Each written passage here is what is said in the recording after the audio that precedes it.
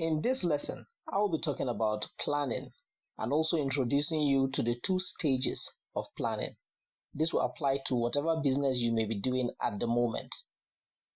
Planning is the thinking that happens before actions are taken in a business.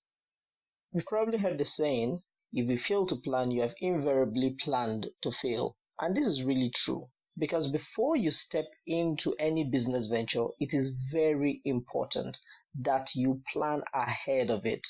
It is called the carpenter rule. You measure twice and cut once, because the moment you cut it, you can no longer do anything with that piece of wood. So planning is the thinking that happens before actions are taken in a business. It is important we note that most business owners do not plan. They either plunge headlong into their business, believing that for some unexplainable reason they cannot fail, or that they will know what to do as time goes on. Both of these methods are recipes for failure. I have found myself in that shoe in the past, and so that thought actually resonates with me.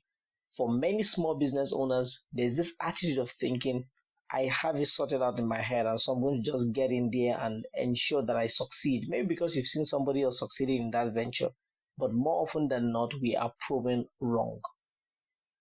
There are 2 stages of planning. The first is pre-project planning, which comes before a project begins or even before your business. And then we have day-to-day planning, which is the planning that should go on as the days go by.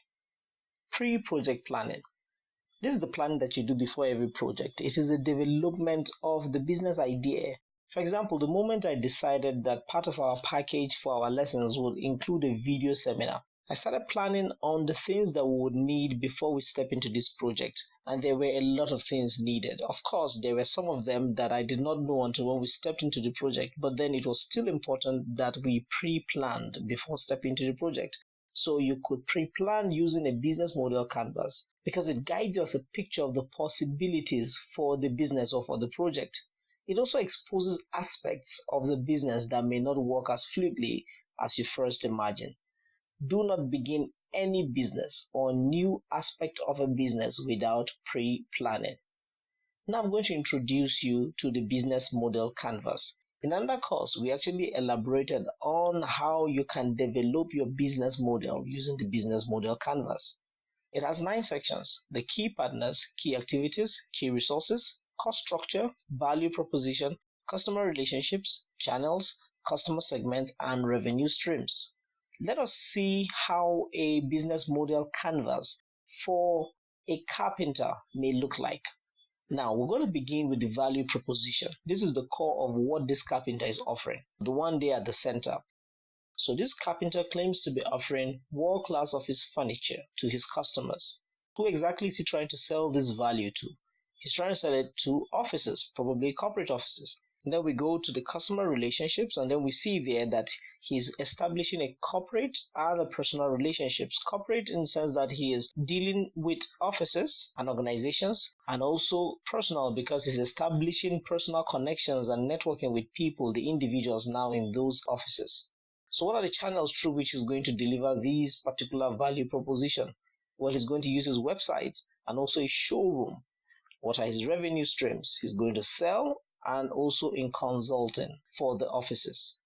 So we go to the left-hand side of our business model canvas. The key activities, what are the things that he needs to do to be able to deliver this value proposition to this particular set of customers?